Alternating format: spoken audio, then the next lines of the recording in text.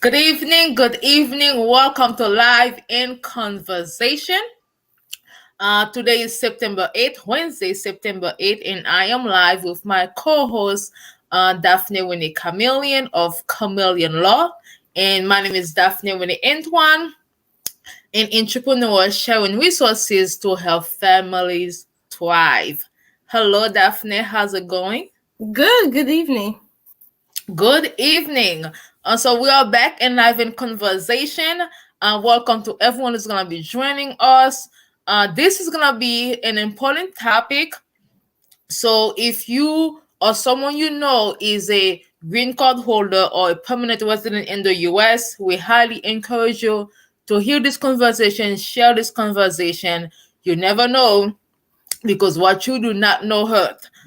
So come in, let us know what your question is. Then let's be live in conversation. So let's start with for disclosure as always.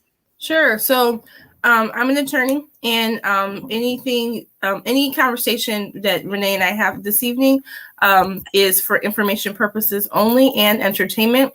It is not to establish an attorney-client relationship, and Renee is a financial entrepreneur. Any information that she tells you does not establish any type of fiduciary duty between you and her. If you want to reach out to us, you can individually. And that would be our disclosure. Awesome. Thank you for sharing that. Thank you to those of you I see who are live with us. So again, this is an important topic, and we highly encourage you to share it. Come on in, and so that way we can have as many people as we can hear this information. So before we get started with our topic of the day, our conversation of the day. So let's talk about our topic of the day. So in the news today, we saw that. Let me just go on it real quick. So this is gonna be about the mask mandate that I guess Governor DeSantis of Florida banned mask mandate in schools.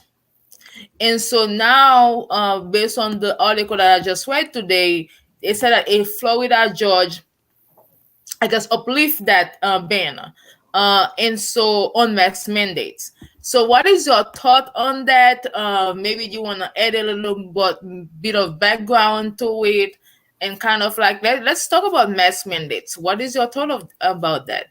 Yeah, so I think that wearing masks has become very politicized, right? So people feel like you have people who are anti-maskers who don't believe in wearing masks, and then you have people who do, which is very funny because in other countries, they've been wearing masks for years when people are sick.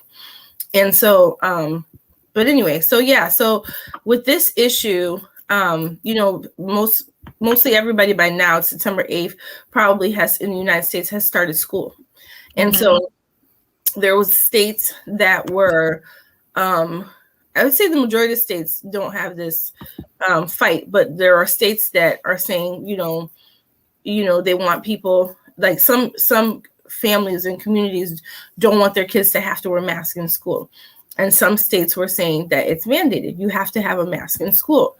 And so DeSantis was saying, no, you don't have to. And so that became a battle, and you had school districts that were actually defying him and were still mandating that their students have it. He threatened to cut their pay, to not fund them.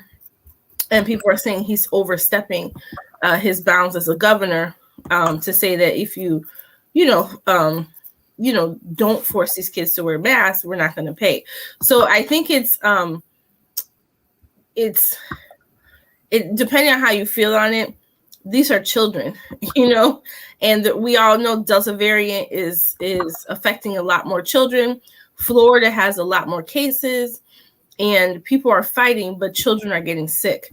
So it is kind of frustrating and heartbreaking because you don't want any kid to die over, this. So what are your thoughts, Renee? So my kids, we're in Chicago. So for those of you who may not know, we are in Chicago. So my kids go to Chicago Public School. Well, last year we had remote learning only.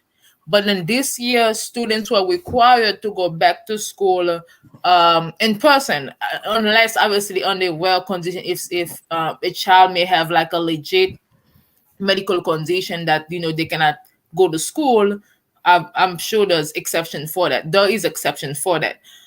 So for me, I'm excited that my kids get to go back to school. So they are loving it. And so yes, indeed, I believe that we should wear mask because we are wearing masks outside, in the restaurant and other places. And then not only because okay, if we are required to go back to school in person, then we have to have safety measures in place to ensure that every kids are protected. So so my only concern was, I think I shared that with you earlier, is that there have to be masks with, because I don't think any child should be able to be forced to have masks on their faces like for 7 or 8 hours, depending on how long the school is. But at the end of the day, I think we have to make all the parents feel comfortable, because if it's required, then I think other parents who want their kids, to go to school and to feel safe, may want to have an environment where all kids are wearing masks, so therefore everyone is protected. So I think it's something that it's needed right now. It's just needed right now. We're in a phase, so let's do the best that we all can do, and let's be compassionate to our neighbors. Yeah. That's how I see it, because I think it's a compassion kind of question, because some parents is gonna say yes, some parents is gonna say no, and then we have to look at the and does that mean that one parent is wrong? No, I think different people have different beliefs, which is okay. But at the end of the day, what is the safest thing to do? And right now, we all don't know, but we're doing our best. And I think mask is what could be the solution for now. And hopefully, COVID can go bye bye, and we Mhm. can all go back to our normal routine. Right. That's how I see it. Just give the kids some max breaks, let them have fun. And kids adjust very fast. Yeah, they do. Like, you know, If it's- nothing- if everyone's doing it, if their teacher's doing it, and then the other students are doing it, it's the younger kids are like the ones that are like, they're not the problem. It's a little bit the older kids. yes, But absolutely they do adjust. they just very Quickly. well. Mhm. Awesome. So let's wear our mask. Let's let's help get rid of COVID. And we're not even gonna talk about the vaccine thing. That's your business. So with that being said, we're going to go to our legal segment. I call it the legal immigration segment with Attorney Camilien. So I'm just gonna do the solo right now. Sure. It's on you. So this evening I wanted to talk to people. I actually saw something in a Facebook group, and then I kind of got into a discussion about people who who don't necessarily like undocumented people, but tonight I'm going to talk about green card holders and marijuana. And this was very surprising to me. I saw like a discussion about this, and and people were arguing back and forth, and I was really surprised that people were arguing about this. And I said, okay, maybe this might be something to talk about. But basically, a lot of states, at least 25 states in the U.S., have some laws for medical marijuana, making it allowable, legal for people to have medical marijuana. Some states have, we're here in Illinois, some states have laws that say recreational marijuana is allowed as well, right? It's not as many states as that are saying medical marijuana, but there's states now that are saying recreational marijuana is allowed. So people who are not citizens, that's people who are undocumented, people who are green card holders, people who are just kind of like in between. They're not citizens, right? They should not partake in smoking marijuana because it can have serious implications on their immigration status.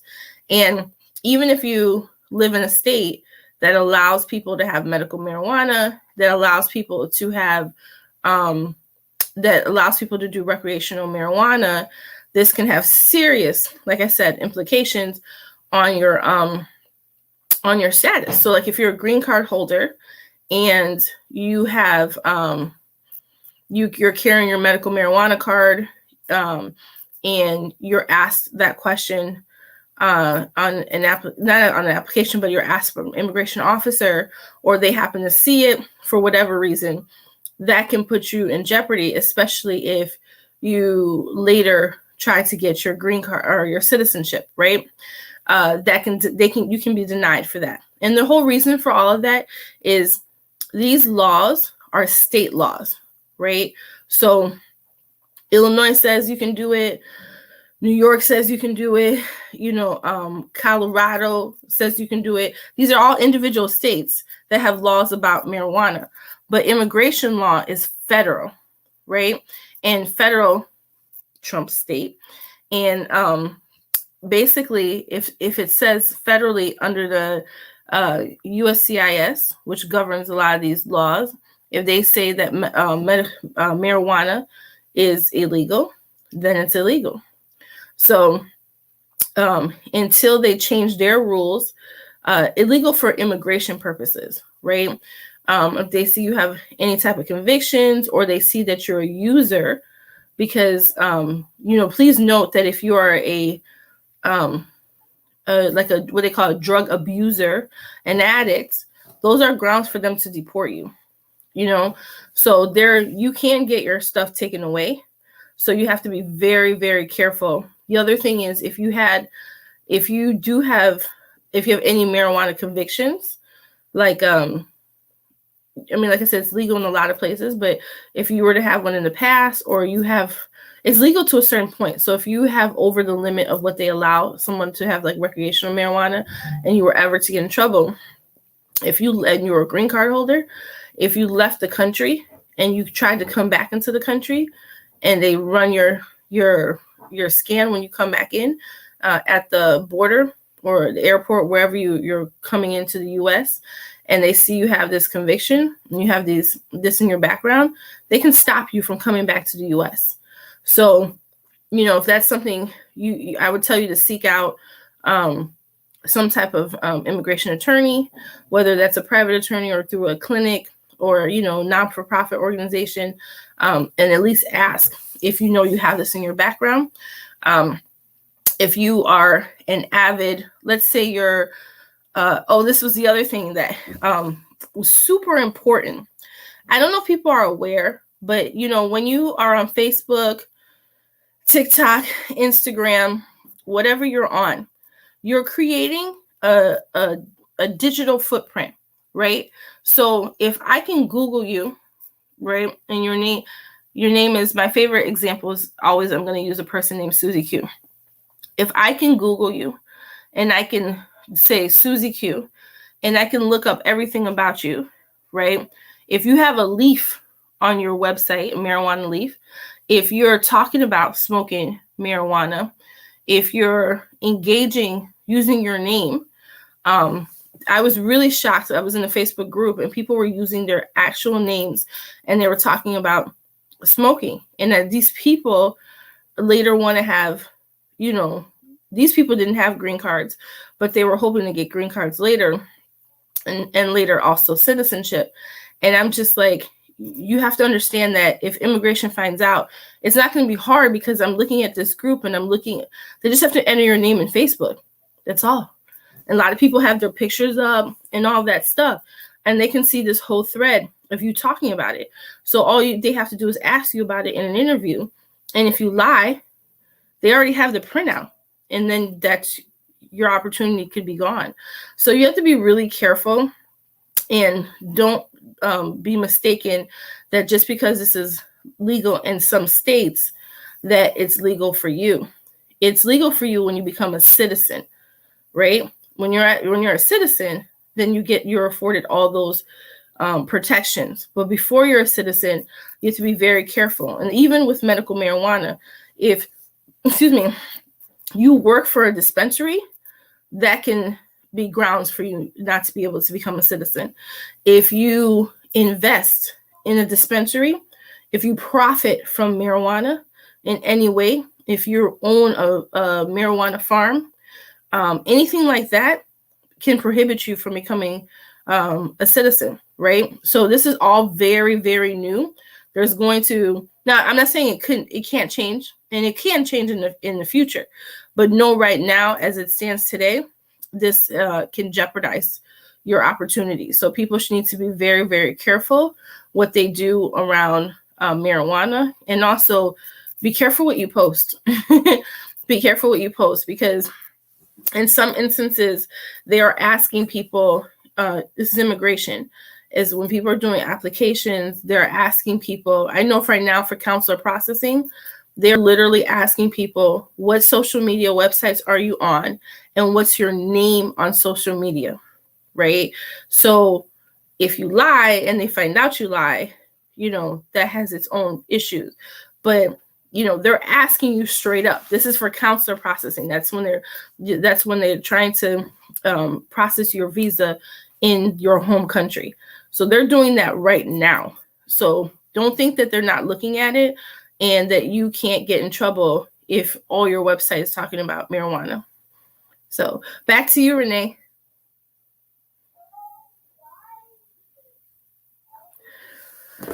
As we wait for Renee, I would just say be careful. My last caveat is just that if you have any questions about that, seek out an immigration attorney. Once again, I always say you can go to a private attorney, you can go to a non-for-profit clinic. There's resources out there, and ask. It's like you can look for someone that gives a free consultation, and just ask the question. I have this in my background. What do you think? How's this going to affect me? Or, I really think that medical marijuana would be helpful for me, but I'm hearing that it can stop me from getting my green card. Is there alternatives? And I would tell you, try to do something different. But I know there are exceptions to everything. So that's why I would tell you to just seek out counsel to see how to best navigate your situation. But back to you, Renee. Awesome. Thank you so much for sharing that, Attorney Camilien. I'm putting your information on the bottom here. Your phone number is 847-410-9022. A lot of what you're saying right now is news to me. Okay? Yeah. Because that's why it's important. Thank you to those of you who are watching this, who are sharing this, because a lot of time people don't know something and it impact their lives, and it could have been just avoided if they had known. And then so medical marijuana is okay in some states, but not in the federal level. Right. To know that is important to protect those of us who are green card holder. Some of us may know it as permanent residents. And so just because we are permanent resident, that doesn't mean we can go and participate in those kind of activities. Right. Is it legal? Is it right? But at the end of the day, on the federal side, it's not. And immigration law is federal law. So thank you so much for sharing that. I hope those of you who are watching, that was, I guess, important to you. Feel free to share it. And again, if you find yourself in a situation like that, or you know somebody who found themselves in such a situation and need to speak with an attorney, Attorney Camilien can be reached at 847-410-9022. So anything else you wanted to add, Daphnée? No, that was it. Awesome. All right. So for those of you who are now joining us, this is Live in Conversation, where Daphnée and I has a conversation every Wednesday to talk about, some of the things that can impact us in our community or family, things that are important to all of us. So with that being said, Attorney Camilien is an attorney practicing a lot of legal immigration law. And so that's why we share a lot of tips and ways for us who's in the, I guess, in the immigration community. And then I'm a stay-at-home mom, entrepreneur, business owner, two children, church secretary, and my newest project is my non-for-profit. So a lot of you who follow us, can know that I'm Haitian. I'm from Haiti, and Haiti has always been dear and near to my heart, even though I've been living here for 21 years now. My accent doesn't say that. um, but then you all know what's been going on with Haiti. Earthquake, COVID, assassination, one thing after another. And then so I thought that it was. I just wanted to basically shine some light on the people of Haiti, because when we talk about Haiti, I think I think people don't really separate the country from the people. I don't know if that makes sense. It's like that's the whole political aspect of it, and there's the individual one-on-one aspect of it as well. And so a lot of time, people are hearing the major news, earthquake and assassination and political chaos. But at the end of the day, there are millions of people who just want to be able to live, to earn a living, to be educated, and then to just thrive. And then so uh, I myself, my family, we've always been doing benevolent work in Haiti, but I wanted to do something on a large scale. And I thought the way that I could do that is to found an organization where we are helping people, get the education that they need, especially young adults who graduated high school and not being able to do anything because there's not much employment opportunities, and kind of ways that they can become entrepreneurs. And then also adults who have businesses who maybe have been affected by all the chaos that's been happening, or maybe they want to start a business. So we wanted to do something that help people uplift themselves, not just feed them at one time, but then have them be able to have sustainable businesses where they themselves can be a help to not only their family but to the community. And then so that's why I just want to share this. That's why I want to share this with you all. This vision that I have with some of the board members that we come up with and what we want to do. And then so I'm just gonna share my screen real quick to share my vision with you all. So this is. I'm not your vision. I meant to solo me. Okay, let's do that. Yeah.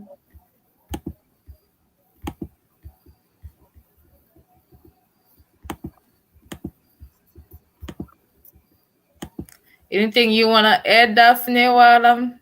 No, I can ask you questions like, where's your project? I'm sure you're probably going to share how people can participate, how they can support you. Yes, I have a PowerPoint. For some reason, okay, yes, it's right here. Can you all see that? Can you see that, Daphnée? Yeah, I can. Awesome. Okay.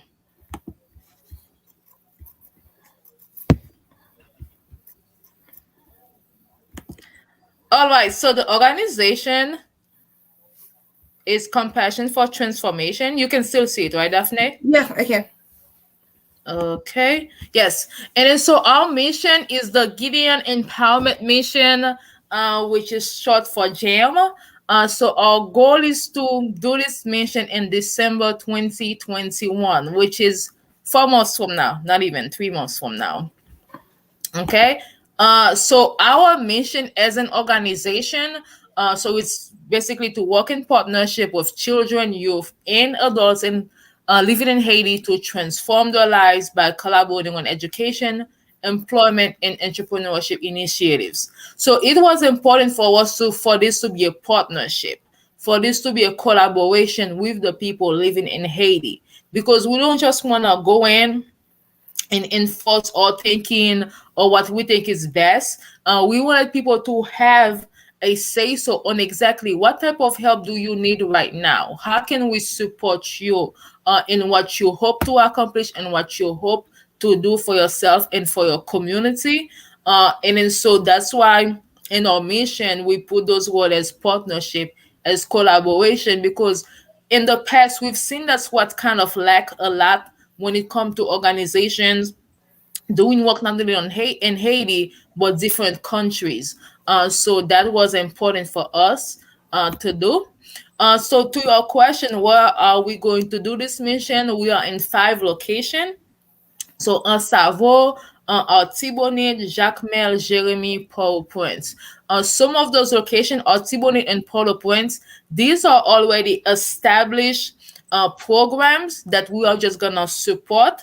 Un Savo as well is an established program that we're just going to support.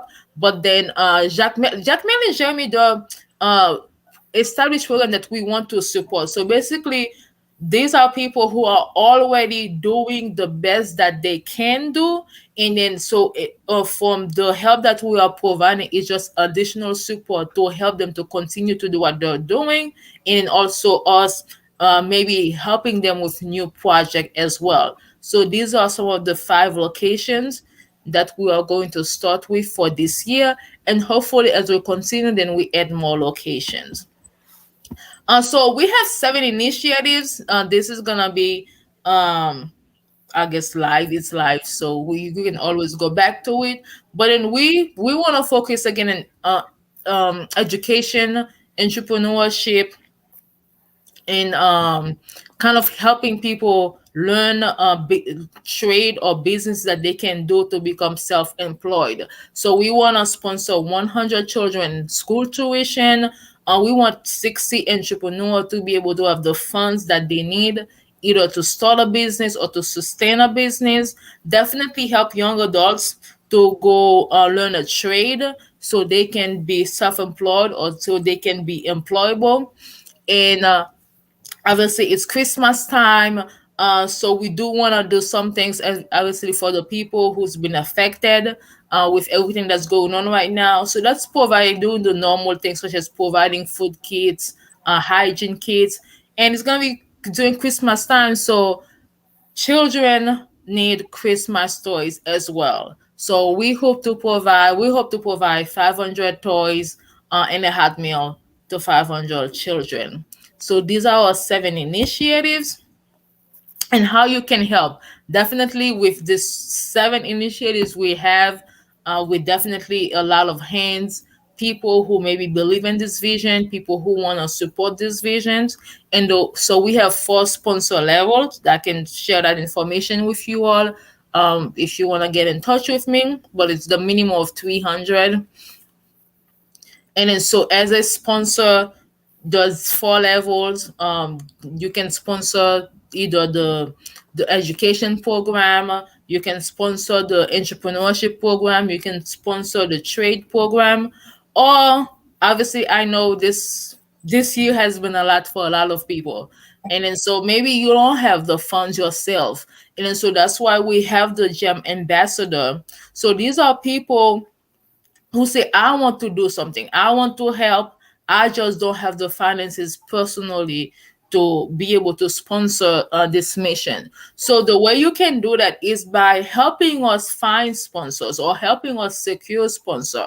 So if there's a business that you usually frequent, that you patronize, we encourage you, if you want letters from us, or if you want to reach out to them, let them know this is something that you want to support.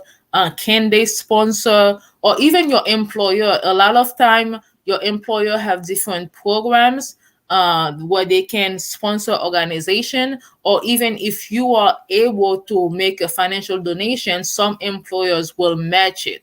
So you can definitely reach out to me, and I can tell you all about being a sponsor and or an ambassador for this mission.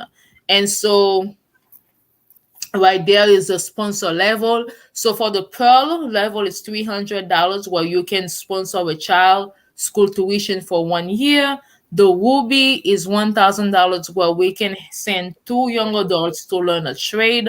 The emerald is 2,500. So it's basically different levels of helping kids go to school, helping young adults learn a trade, and helping entrepreneurs getting the funds that they need to start or sustain a business. And the Sapphire is basically 5,000 to basically help us do all of that in a larger scale. So these are all four GM sponsor levels. And then again, as an ambassador, you can help us either secure pearl, rubies, or emerald, or sapphire sponsors by reaching out to businesses, organization, churches. So if you go to a church and you want them to help you support this mission, then again, I have all the details. We have the letters. We can send them to you on how you can help us do that. So how to donate? I'm sure you want to know how to donate. And so right now, your donation are all tax deductible by making your check or going to the website Inner's Church of God, so that you can make a payment online or via check. And then definitely with Compassion for Transformation, since we are still pending our 501(c)(3. That's why we want to make sure that your donation are tax deductible. And so we partner with my church, where I'm a secretary, and Northside Church of God, where you can make your donation via the website, or you can mail it to us. And then so this is the mailing information: Northside Church of God, 5145 North Broadway, Chicago, Illinois 60640.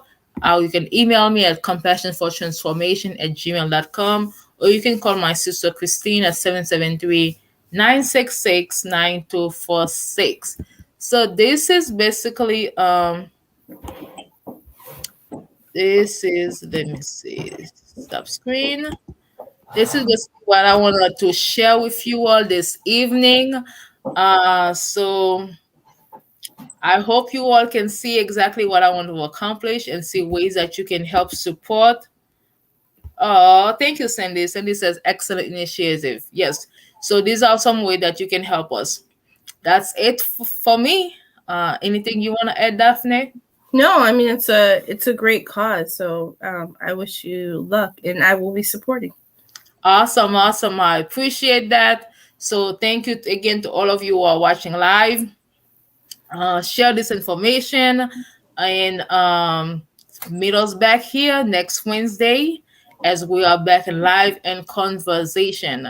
I appreciate all of you watching live. So remember, those of us who are permanent resident or green card holder, let's be mindful that even though marijuana is legal in some states, it is not legal federally. So let's protect ourselves and share that information so that we don't end up in a situation that we do not want to be in. And then so again, if you are in need of a lawyer, not just for that, but then in general, Mhm. in general. So you do business law, people who need a will to do estate, you do all of that because you are an attorney, not just immigration attorney. And so they can reach you at 847-410-9022. Again, that's 847-410-9022. And then if you want to support what I'm doing with the mission, and or if you want to donate to our we've been doing earthquake relief. So right now we've been sending money so we can do food kits and hygiene kits for people affected by the earthquake relief. You can still make a donation at nschurchofgod.org, fund Compassion for Transformation. Before I end, I do wanna give a shout out to one of my sponsors already. I'm so excited. Let me do one shout out real quick. So for those of us who are in the Chicago community and the Haitian community, you may know Rogers Park Food Market. Oh I yeah. want to say thank you to them for sponsoring the mission.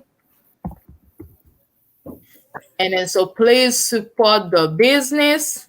I mean, obviously, a lot of things that us in the Haitian community we eat or we make a food. They carry a lot of the ingredients that we use anyway. So if you want to support a business and you want to support people who supporting people in Haiti, businesses who supporting people in Haiti, definitely check out Rogers Park Food Market and Jarvis. I want to say Jarvis. So Clark, Jarvis, Rogers. I'm sorry. Rogers, yeah. But I will put the link. I will put the link on They've been around. comment. I was gonna say they've been around forever.